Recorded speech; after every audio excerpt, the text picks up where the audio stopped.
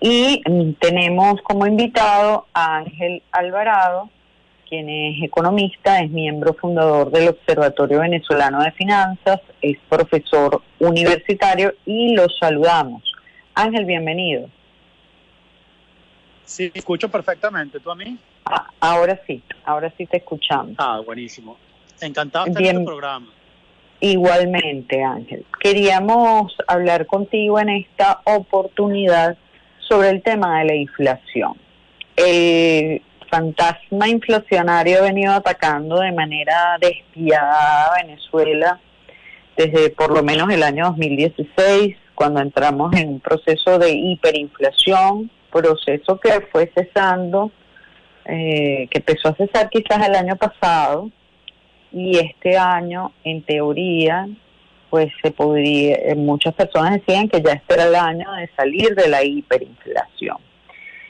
Posiblemente desde el punto de vista teórico podríamos decir que no estamos en hiperinflación, pero igual seguimos teniendo una inflación altísima, mucho más alta que la de cualquier país latinoamericano por lo menos. Entonces quería tu comentario, ¿qué es lo que está pasando? Que aquí, bueno, parece que vamos a salir, pero no salimos, pero tal, pero cual, o sea, ¿qué nos puedes decir al respecto? Mira, Maripili, es un buen punto, ¿no? Yo creo que mucha gente pensaba que salir de la hiperinflación quería decir que no iba a haber inflación. Son dos cosas distintas, ¿no? De la hiperinflación salimos, pero la inflación se mantiene. Una inflación crónica, persistente y alta, la que sigue viviendo Venezuela. Es decir, la inflación sigue allí. ¿Qué es la inflación? La inflación es cuando los precios de manera generalizada aumentan en más de 2% en un año. Esto quiere decir que Venezuela tiene inflación desde 1977, es decir, son 45 años de inflación que tiene Venezuela. Lo que fue nuevo durante 2017 a 2022 fue la hiperinflación, que es una inflación por encima del 50% en solo un mes. Haber salido de la hiperinflación no quiere decir que Venezuela está arreglada o cualquier cosa que se diga al respecto. Venezuela sigue una inflación alta. La inflación es un fenómeno destructivo, es la expropiación silenciosa del salario del trabajador y que limita mucho la economía por cuanto impide el ahorro, impide el sistema financiero, la banca funcione y que pueda haber crédito y que pueda haber posibilidades de un desarrollo a través de la inversión productiva en el sistema financiero. Ayer el Premio Nobel de Economía se le daba precisamente a gente que ha aportado muchísimo en el sostenimiento y la estabilidad del sistema financiero en el mundo. Y bueno, Venezuela lamentablemente y especialmente con la hiperinflación es un país que no tiene sistema financiero, el consumidor no tiene tarjeta de crédito y bueno, para las empresas si quieren crecer, ampliar una línea de producción, emprender un negocio, se requiere buscar financiamiento propio, no hay o hay muy poco acceso al crédito en el sistema financiero.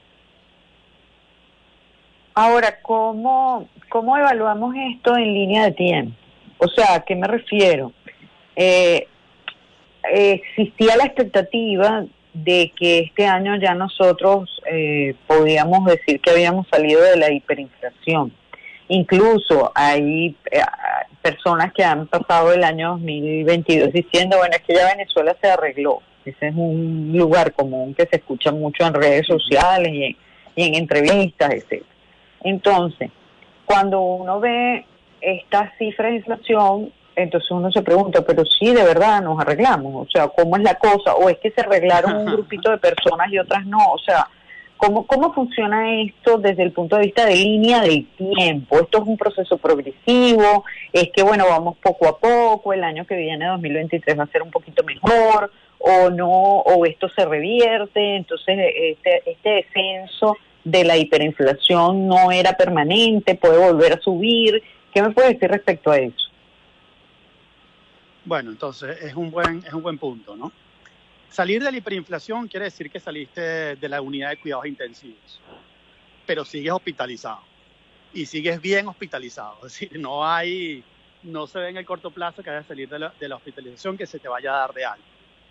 Para verlo de otra manera, Venezuela era una persona que pesaba 100 kilos y hoy pesa 20 kilos. Mejor dicho, en el medio de la pandemia, en el peor momento llegó a pesar 20 kilos.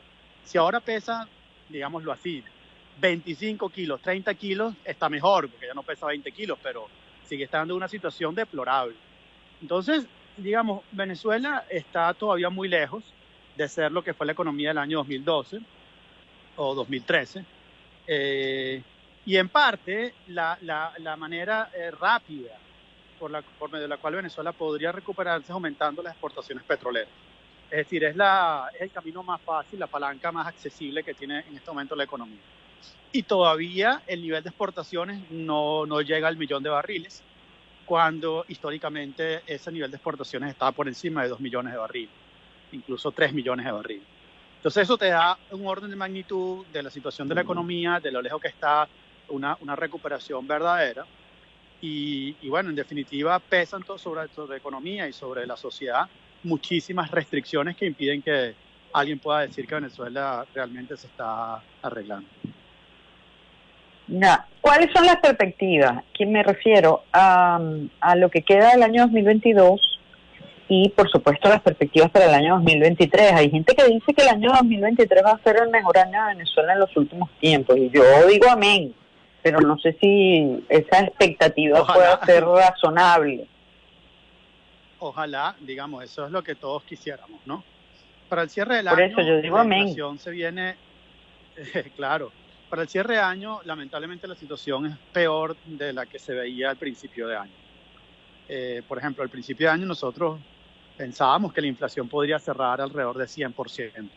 Hoy coincidimos varios analistas en que esto va a cerrar alrededor de 160, 180% la variación de la inflación. Fíjate tú cómo ha venido empeorando la situación. Y el crecimiento económico, al principio de año se hablaba de que la economía podía crecer entre 15 y 20%. Hoy muchas personas y nosotros el observatorio vemos que la economía puede terminar creciendo alrededor de 10%.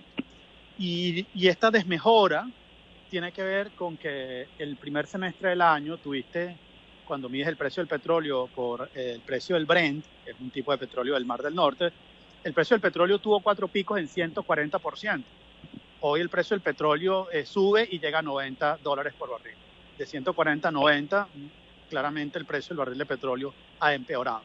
Y lo que pasa históricamente en Venezuela, con muchos gobiernos, es que se gasta como si el barril de petróleo va a estar durante todo el año por encima de los $100 por barril. Y eso no tiene por qué ocurrir. Los precios bajan.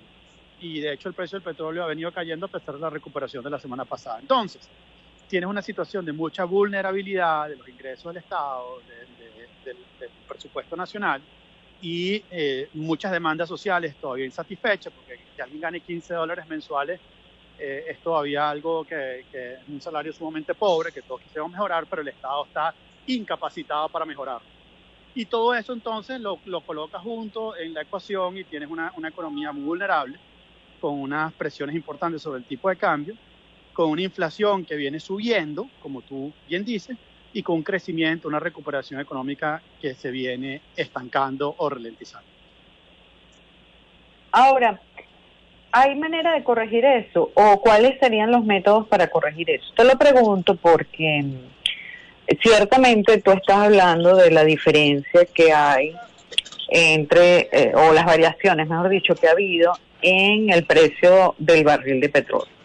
Pero a estas alturas, y sobre todo con la producción más precaria que tiene Venezuela en petróleo, que no es la misma producción de petróleo que se tenía, no sé, hace algunos años, pues pareciera que los ingresos del Estado venezolano y los ingresos del país, pues el PIB, no se determina solamente por el ingreso petrolero, sino que hay otros aspectos, hay otros elementos que están formando parte o que están rellenando ese PIB.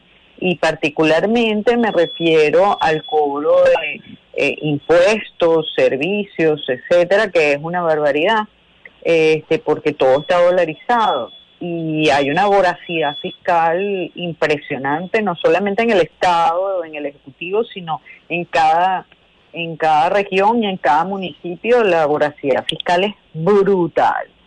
Ciertamente también la actividad privada ha aumentado un poco en este último año. Entonces te pregunto, para controlar esa inflación por la vía de la productividad, de la producción, que sería la manera sana de controlar la inflación, no ayuda estos incrementos que en el PIB pueden haber en cuanto a la actividad no petrolera. No, difícil, Maripili. Nos gustaría, pero en el corto plazo eso es muy difícil. La economía venezolana es una economía que depende muchísimo, sigue dependiendo muchísimo del petróleo. Y sí es cierto que la actividad privada todavía más, ahora más. Creo que puede ser que más del 90% del nivel de exportaciones sea proveniente del petróleo. Pienso que al final de los 90 pudo haber llegado a 70%, que había más exportaciones no tradicionales. En este momento hay una gran dependencia del petróleo y por eso la gran vulnerabilidad viene de que al no poder aumentar el nivel de exportaciones depende de la variación de los precios. Los precios fluctúan, varían muchísimo a lo largo del tiempo y eso genera una gran volatilidad en la economía. Así que mira, si tú quieres mejorar los ingresos del Estado en Venezuela en este momento, el camino más expedito es aumentar el nivel de exportaciones petroleras. Y por eso está tan en el tapete, en el debate, todo el tema de la licencia general a Chevron y la posibilidad de la inversión extranjera de las empresas petroleras americanas en el país, que sin duda alguna pareciera que es el camino más rápido para aumentar el nivel de exportaciones en el corto plazo. Ya. Bueno, muy interesante todo lo que nos estabas comentando. Te quiero agradecer mucho que hayas estado con nosotros, Ángel, y que nos hayas brindado toda esta información y todo este análisis. Muchas gracias. Bueno, Maripili, mañana felicitaciones, que es la Virgen del Pilar. Un gran abrazo. Gracias. Casi nadie se acuerda de eso, pero te lo agradezco mucho. Muy amable. Gracias. Amigo Ángel Alvarado, economista y miembro fundador del Observatorio Venezolano de Finanzas, con quien estábamos conversando, también profesor universitario, pues hoy hablando de esta situación complicada de la inflación. Por cierto, vamos justamente con una nota curiosa sobre este tema. Y quería comentarles que el Premio Nobel de Economía del año 2022 fue otorgado a los economistas estadounidenses Ben Bernanke, Douglas Diamond y Phil Dybvig por una investigación que hicieron sobre bancos y crisis financieras. Esto lo ha informado la Real Academia de la Ciencia Sueca y han indicado que este grupo de economistas estadounidenses fue galardonado por haber mejorado significativamente nuestra comprensión en el papel de los bancos en la economía, especialmente durante las crisis financieras, así como la forma de regular los mercados financieros. Esta investigación, que ha sido merecedora del Premio Nobel, es una investigación en el área bancaria para aclarar por qué tenemos bancos, cómo hacerlos menos vulnerables a las crisis y los colapsos bancarios, cómo cualquier crisis bancaria exacerba a su vez las crisis financieras, y los fundamentos de esta investigación fueron sentados por Ben Bernanke, Douglas Diamond y Phil Dybvig, que son los merecedores en esta oportunidad, en este año 2022, de este Premio Nobel de Economía. Ben Bernanke, quien es presidente de la Reserva Federal de Estados Unidos durante el 2006 a 2014, demostró en este trabajo, con un análisis estadístico y fuentes históricas, que el pánico bancario conducía a la quiebra de los bancos y que este fue el mecanismo que dio inicio a una recesión relativamente importante en los años 30. Así que muy interesante este tema. Bueno, y